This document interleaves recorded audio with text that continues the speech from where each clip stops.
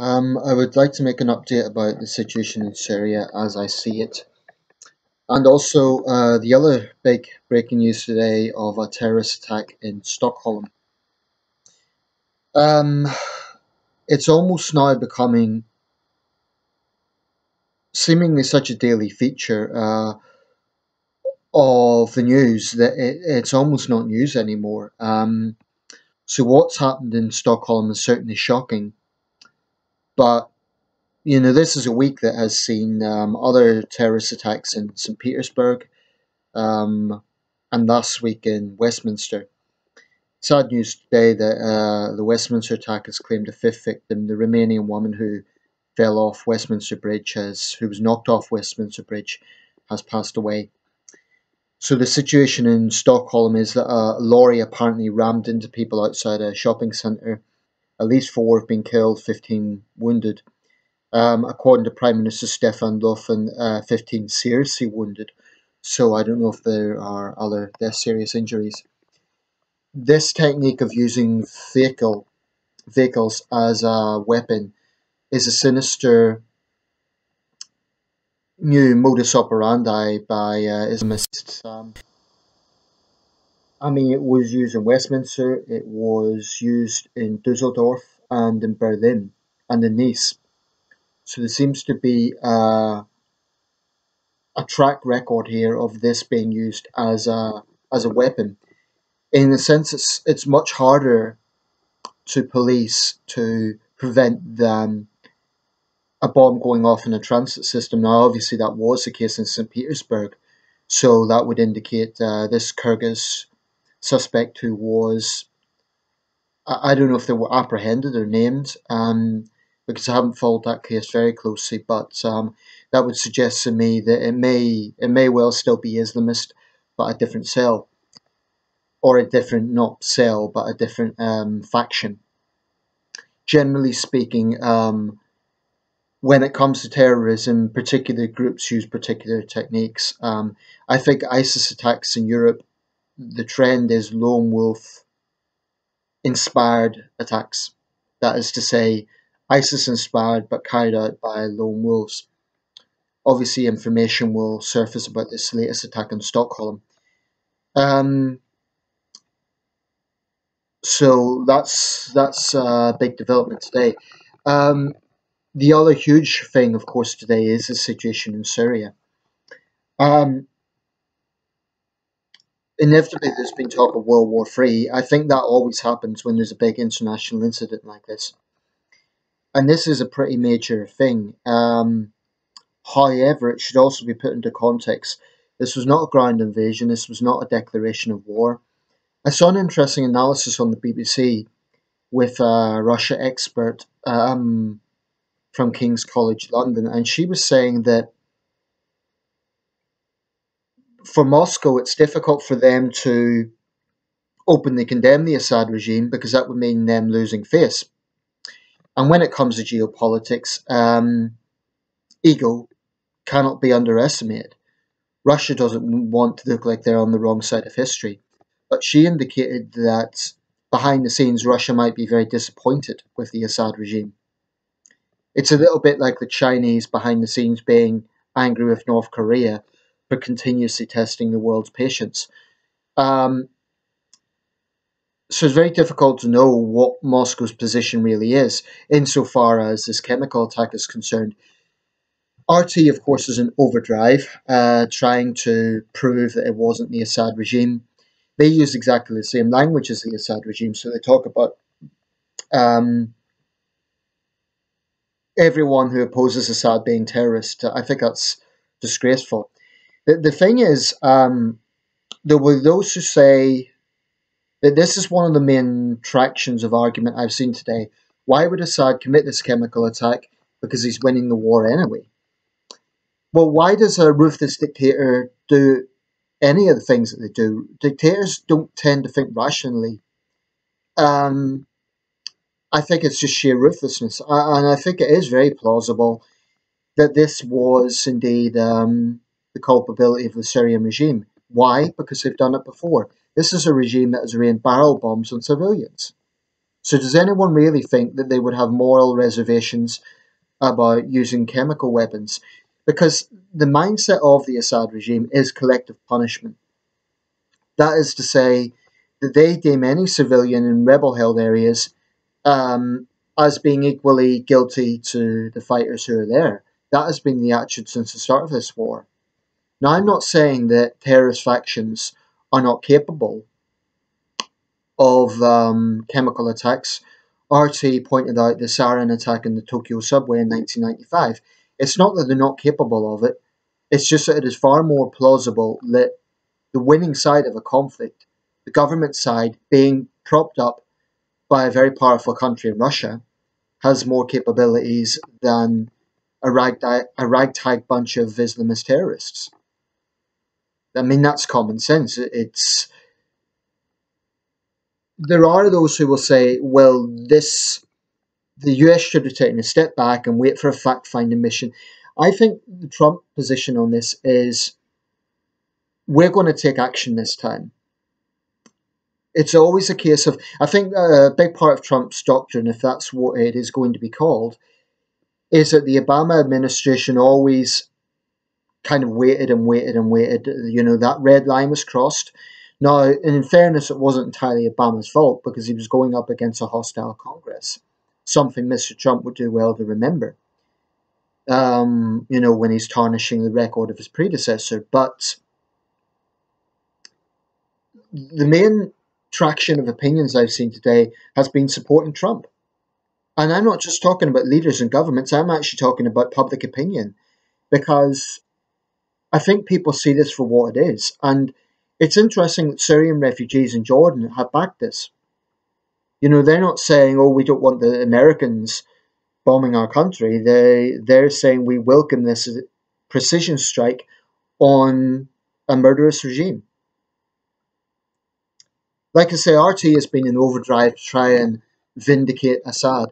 Pretty pathetic, really. Not even any attempt to show neutrality. Not even any attempt to question the possibility that it was Assad. Automatically getting into it wasn't Assad. And this is the hypocrisy of the Russian position. They pontificate about the West. And, you know, there's this emergency UN summit going on. But Russia has been interfering in Syria for years. Russia has a direct presence on the ground in Syria.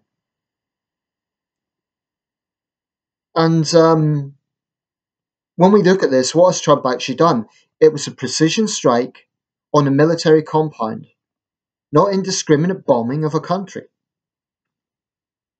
That's a fundamental difference between this US strike and what Russia has been doing for months.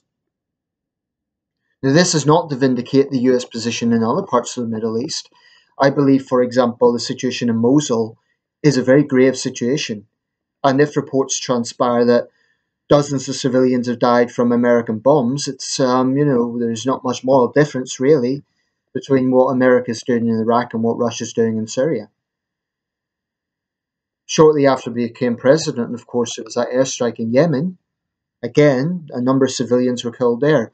So I reiterate what I said earlier. When it comes to the Middle East, no one is innocent. And nothing, frankly, is simple. But I do think it is important that there is a counter-narrative to the propaganda that's being put out by this dictatorship and by their allies in Moscow.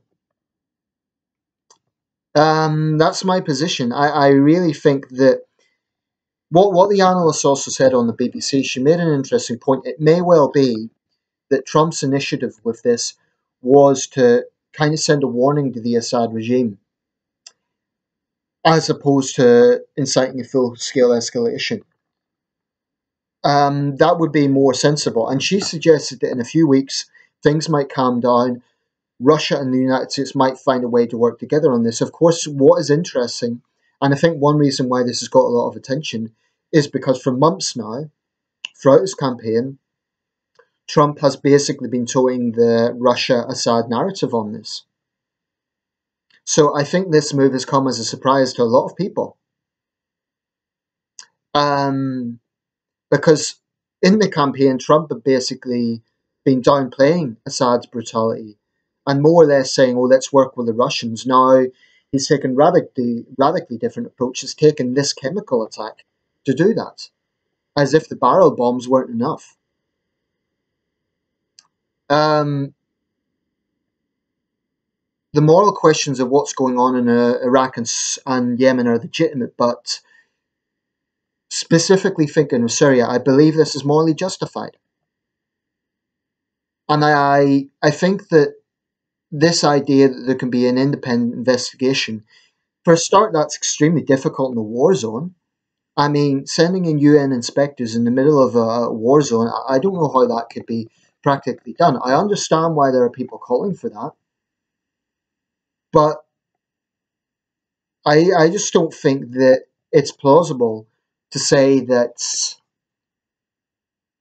Russia can continue to back this regime and this regime can continue committing atrocities, even if you believe that the regime wasn't responsible for the chemical attack.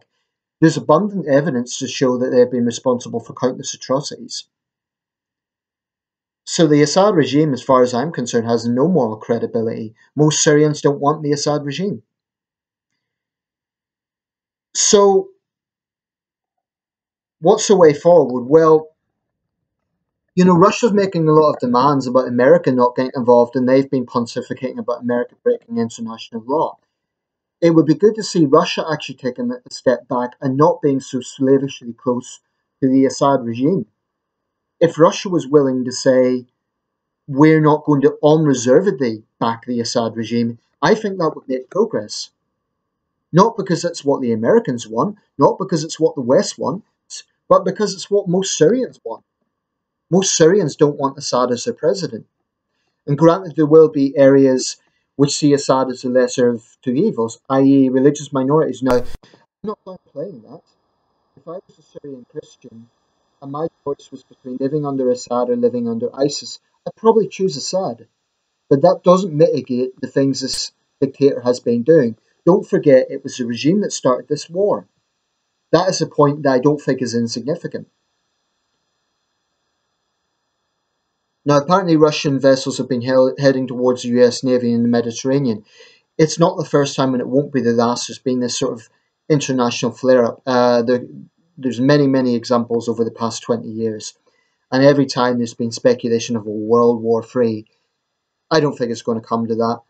Having said that, this is a very testy time, and you have two leaders in Moscow and Washington who, in my view, are driven by ego. Trump has a very similar temperament to Putin, although Putin is more ostensibly collected. But both leaders like to play the strong man. Both leaders, in my opinion, are driven by an incredible ego. That is a potentially dangerous situation. Added to that, of course, is the tensions in the South China Sea and in the North Pacific too, with the Korean Peninsula.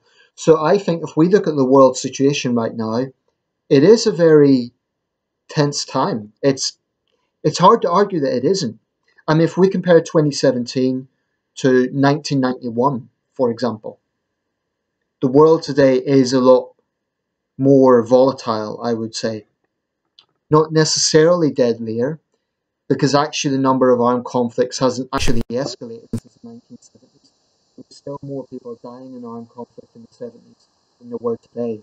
But the global situation, I don't think anyone can honestly argue that it isn't very volatile right now. So, with regards to Syria, I think both sides need to be responsible. I would not support a full US ground invasion. I would not even necessarily support a full US aerial campaign. I think that could backfire because if Russian personnel are killed, that will lead to a very dangerous situation. However, I do think the White House would be justified in putting more pressure on Moscow, say, do not unreservedly, stop unreservedly backing this murderous regime. You're standing in the way to any progress in this country because the Syrian people do not want Assad. Most of them don't want Assad. And I think there is still people out there who genuinely think that Assad is the answer to this. Assad is a big part of the problem. Okay, I'll leave it there, and let's see what happens in Stockholm. So far, hasn't officially been announced as an Islamist attack, but given the track record, like I say, of Berlin, Dusseldorf, Nice, and London, it would be very surprising if it isn't. Thanks for watching.